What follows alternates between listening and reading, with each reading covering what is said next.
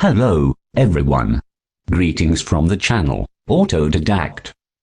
We are back in continuation of Module 1 for Section 3 of the course Stock Market Investment, a complete course to make from a naive to an expert.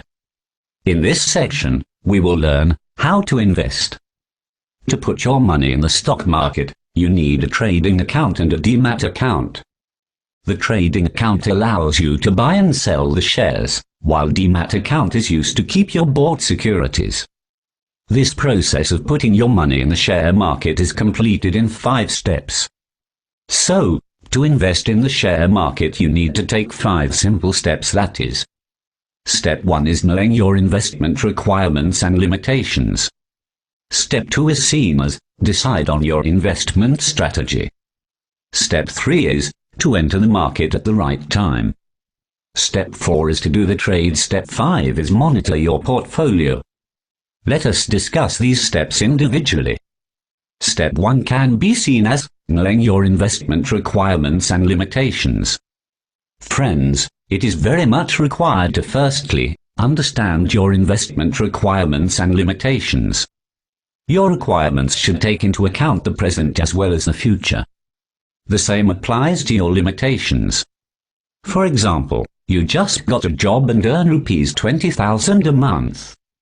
Your limitation could be that you need to set aside at least ₹10,000 for installment payments for your car, and another ₹5,000 for your monthly expenses. This leaves aside only ₹5,000 for investment purposes. Now, if you are a risk-averse investor, you may prefer to invest a larger portion of this amount in low-risk options like bonds and fixed deposits. This means, you have only a small portion left for stock market investing, ₹1,000. Further, take into consideration your tax liabilities. Remember, making profits on short-term buying and selling of shares incurs capital gains tax. This is not applicable if you sell your shares after a year. So, ensure that your cash needs don't force you to sell your shares on a short-term basis unnecessarily. Better to take a wise, well-thought decision, than attract unnecessary costs in the future. Then look at your age, income and financial responsibilities to decide for how much risk you can bear. Definitely, a 25-year-old young man can take full risk, but his risk appetite will decrease as soon as he gets married. His preference will include an insurance policy also. Similarly, a 55-year-old man might not be desiring to take any amount of risk for high returns. He wants certain and regular income because after 5 years he shall need pension rather than a dividend or a capital gain. To better plan your finances you can delve into financial planning. Please subscribe us to learn the benefits of financial planning. We will be learning about financial planning in detail. Moving ahead towards second step. Once you understand your investment profile, analyze the stock market and decide your investment strategy. Find out which stocks suit your profile. If we continue the above example, with a budget of ₹1,000, you can either choose to buy one large cap stock or multiple small cap stocks. If you need an additional source of income, opt for high dividend stocks. In fact, you can make a mix of debt and equity. Debt-based instruments are like fixed deposits. The investment in bonds, debentures and fixed deposits can give you fixed income. Although income will be lesser in comparison to the stock market.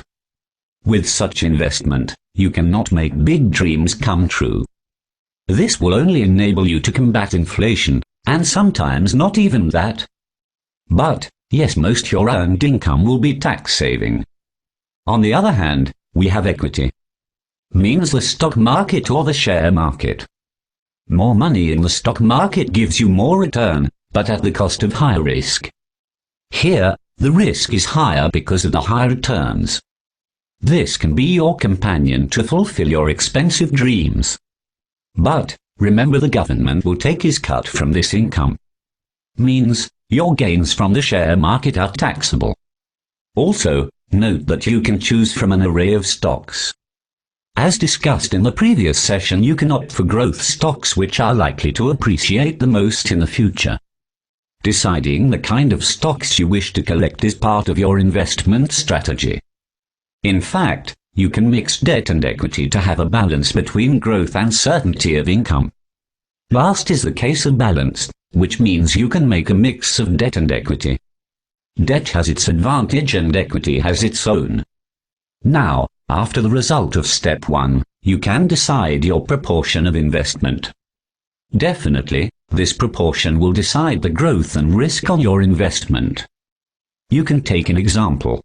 Person investing 80% in shares and 20% in bonds will have more risk in comparison to the person who has invested 60% in shares and 40% in bonds. Once you select the right stock or the investment for you, move ahead towards step 3. That is, wait for the right time. Have you ever seen a lion or tiger hunt? They lie low for a while waiting for their prey, and then they pounce. Exactly the same way, time is of utmost importance in the stock market. Merely getting the stock right is not enough. Your profits will be maximized only if you buy at the lowest level possible. The same applies if you are selling your shares. This needs time. Do not be impulsive. You might be interested to do some analysis while you're waiting. We will be learning about how to analyze stock market in the next module. But, remember, history repeats itself. Don't try to catch the running bus and get stuck in your overvalued investment. It might take some time to get the right price, but unless it comes, do not make a hurry to jump into it. Moving ahead, when the market reaches to your expected levels, means you find that the stock is now valued and has a certain future. Then, conduct your trade. Nowadays, with the advancement of technology, you can do it yourself either online or on the phone through your broker. When you place your order on the phone, ensure that your broker confirms the trade and gets all the details right. Recheck the trade confirmation to avoid errors. Although many broker firms provide you a terminal window where you can track the market's live as well as trade the shares of your choice in absolute real time. But, remember, stock market is based on your own hypothesis. Hence, the last step becomes very important to monitor your portfolio regularly. The stock market is dynamic. Companies may seem profitable one moment, and not so profitable the next due to some unforeseen factor. Ensure you regularly read about the companies you have invested in. In the case of some unfortunate situation, this will help you minimize your losses before it is too late. However, this does not mean you panic every time the stock falls. A stock's price will fall at some point in time, because there will be some investor in the market with a shorter investment horizon than you. So, he will sell his stock and pocket whatever profits possible in that shorter time. To avoid losses, it is advised to use stop-loss function means, if share price falls below that level, it will be sold automatically so as to protect you from unexpected and hefty loss. You can always put this safeguarded money in some other promoting share. This way, you will not only save your investment but will make it growing always. Patience is a key virtue in the markets. A constant monitoring and vigilant analytic can make you win the market. So, this is all for now. We will now have a short quiz. If you have any other topic to be included, please mention in the comment section. I will be back with another section of your learning soon. Please subscribe to the channel to get regular updates. Don't forget to like and share the video. Till then, stay healthy and happy.